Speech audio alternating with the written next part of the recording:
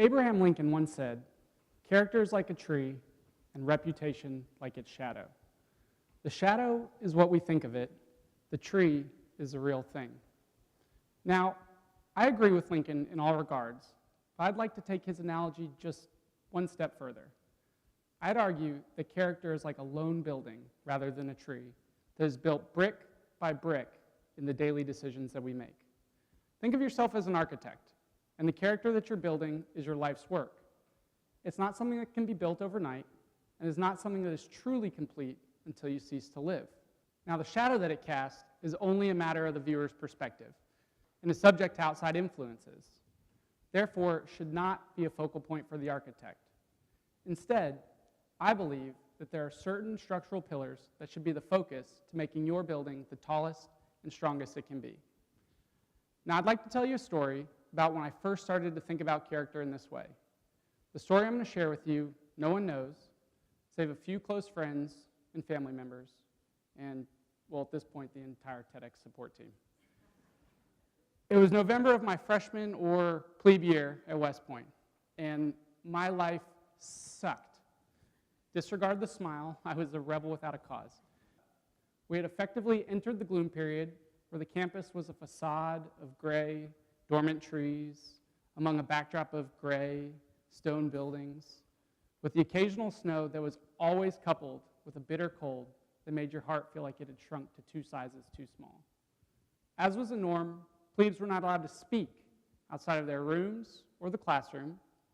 We had 1 weekend pass we were allowed for the semester, and our first ever term-end examinations were on the horizon.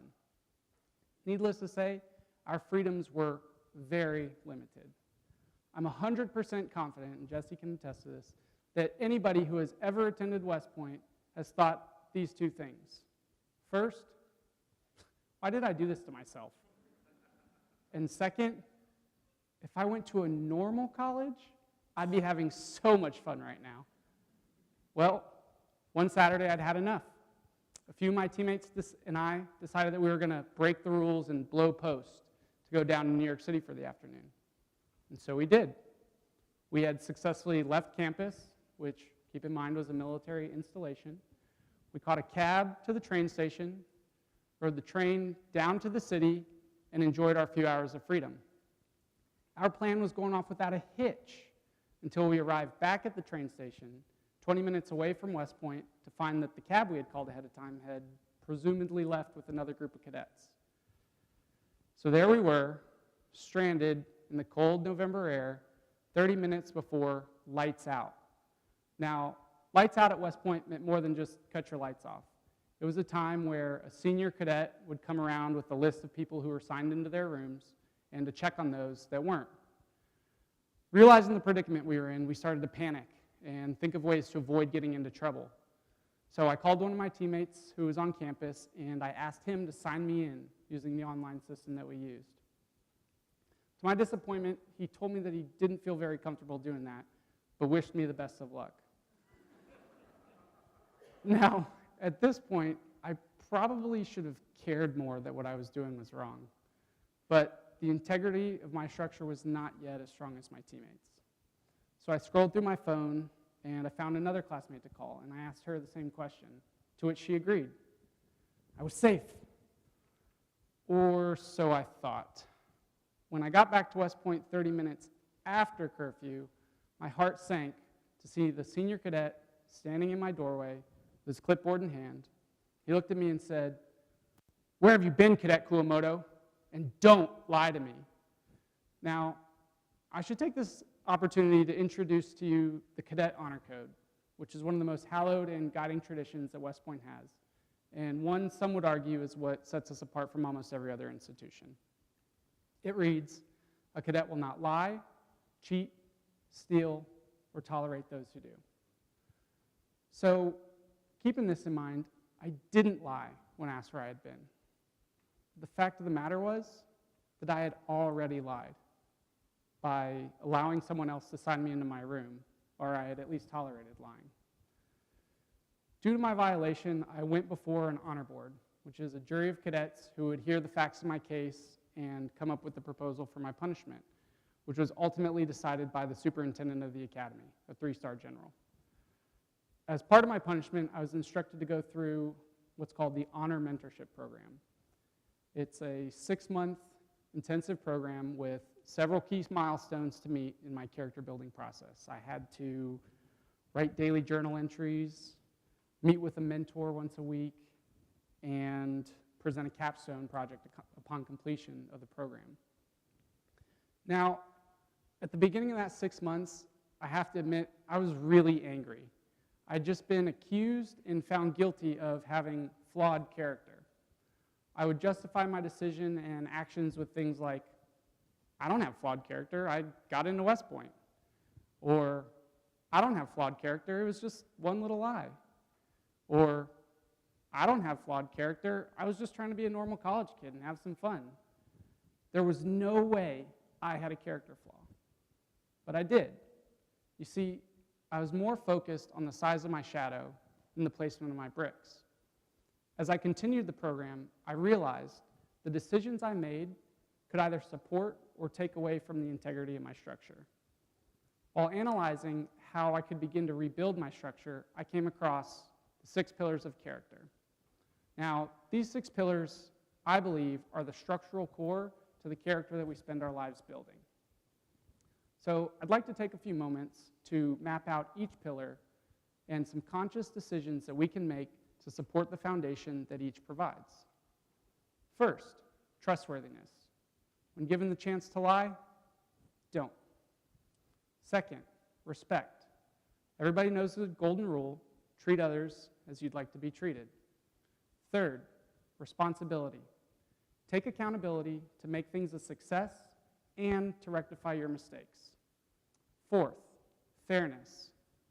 Treat everyone equally. Fifth, caring. Say thank you and forgive fast. And sixth, citizenship. Make, not take, make opportunities to help others. Now, by constantly striving to live by these pillars, you're exuding strong character.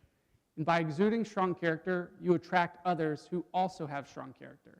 And you support others in their own character development process. But we often don't prioritize these traits because we allow misconceptions to guide our understanding of character. Let's talk about a few. Misconception number 1. Strong character is expected of only certain individuals.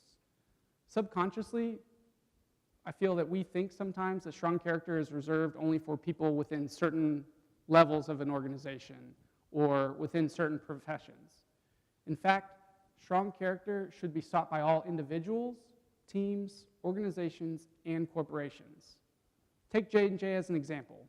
We're a corporation comprised of individuals who subscribe to these 6 pillars, and we don't even know it.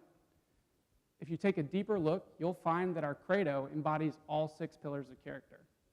As a result, for the past 130 years, we've continued to provide value to our customers, employees, and communities, and a consistent return on investment to those we are fortunate enough to serve. Misconception number 2. Strong character is displayed through actions or intentions. Nothing could be further from the truth. The key word here is or. Some people believe that if they commit a heroic act or do a good deed, despite their intention behind that act or deed, that displays their strength of character. Others believe that as long as their intentions are good, despite their inaction, that will suffice. The truth is that strong character is built on good intentions that are supported by actions. We must first ensure our intentions are pure, then that our actions align. And misconception number 3, your habits and your character are independent of each other. Again, this is false. Bad habits, big and small, impact your character. Lying is the perfect example. If you tell a lie and you get away with it, you're encouraged to continue to lie. The habit is propagated. Think, what would have happened if I had gotten away with my lie? Don't risk the integrity of your structure for something so small. So here's my challenge to you. First, identify what misconceptions you may have that affect the blueprint you've drawn for your character building. Maybe it's one or all 3 that I've mentioned. Once you've defined where your misconceptions lie, identify situations or daily decisions where you can refer back to the 6 pillars. Once implemented, this can become a lifelong practice. So, with these challenges before you, I ask, how will you consciously keep your focus on your brick placement and not the size of your shadow? Thank you.